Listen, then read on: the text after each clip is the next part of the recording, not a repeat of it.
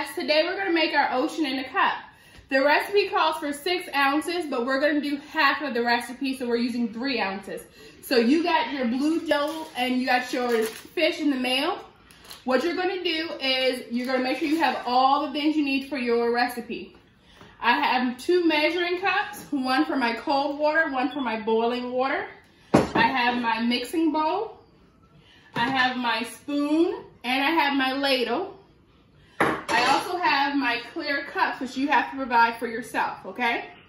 I'm gonna go to the kitchen and get my boiling water. I'm gonna get 1 cup of boiling water. All right, I'm pouring my cup of cold water. 1 cup of cold water. I have my 1 cup of boiling water. Remember, this part you do with parent help. The next thing I'm gonna do is I'm gonna follow my recipe. I'm gonna put my Jello in a bowl.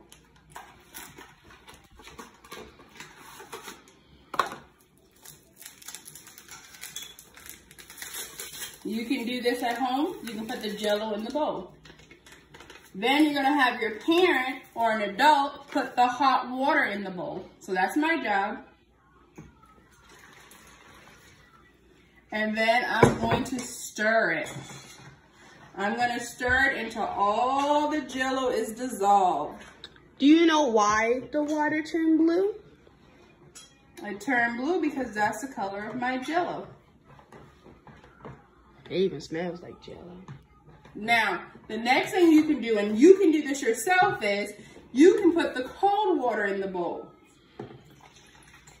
When do you put the cold water in the bowl? Once all the Jello is dissolved. Now, you can take a turn and you can stir your Jello, and it starts to feel a little bit like Jello and not just regular water anymore. All right, so now I have blue Jello. Now, the next step on our recipe is to use the ladle, or ladder, or however you say it, ladle, to fill each cup halfway. So I'm gonna fill the cup halfway. Making sure I get some. Gotta get a little bit more than that, right? I'm not sure. Not quite halfway. I never got to make Jello in my class. There we go. That's about halfway. And I'm gonna do the same thing with the next one. Again, this is a step that you can do. You're filling your cups halfway.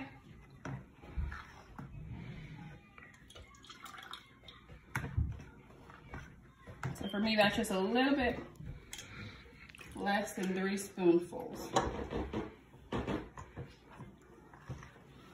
Now, when we do this, we're gonna have to kind of play a waiting game, because the next step in our recipe is that we have to wait 2 whole hours. Because the Jello has to start to get a little bit solid. All right, so I'm gonna take my cups and I am going to put them in the refrigerator for the next 2 hours. I'm gonna just kind of pour that in there. All right, class, I'm back. The Jello has been sitting in the refrigerator for about 2 hours, and they're starting to harden a little bit. So now it's time to put the fish in the Jello. My son Isaac is helping. Yeah. He's putting 3 fish in each cup. How many? Oh, 3? 3 fish in each cup. You got to push them kind of far down. Just kind of push them down in the Jello. Liquid. It's not all the way liquidy. It's just kind of liquidy. So you got to kind of push them in. And then you let them refrigerate the rest of the way.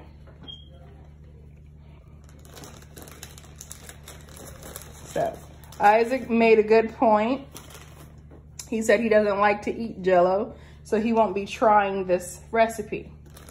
And that's okay. You can make this recipe for your mom, your dad, your grandma, your sister, your brother, You don't have to necessarily eat the recipe if you don't like Jell-O. Jell-O does have a weird texture to it for some people. It's only good. Does for each plain. one have 3 fish in it? I have no clue. So. I just been putting fish in. Well, you guys make sure to count. And when it's done, you'll have little fish swimming in your Jell-O cup. I'm gonna refrigerate these for the remaining time, which the recipe says refrigerate for 2 more hours. Come to the end of our video, and our ocean in a cup is done. There's my son, Eric. He's going to try the recipe now and tell us that it's delicious and healthy. I know. Go ahead and try it out. And I'm gonna try mine. Here's a close-up of my fish in a cup.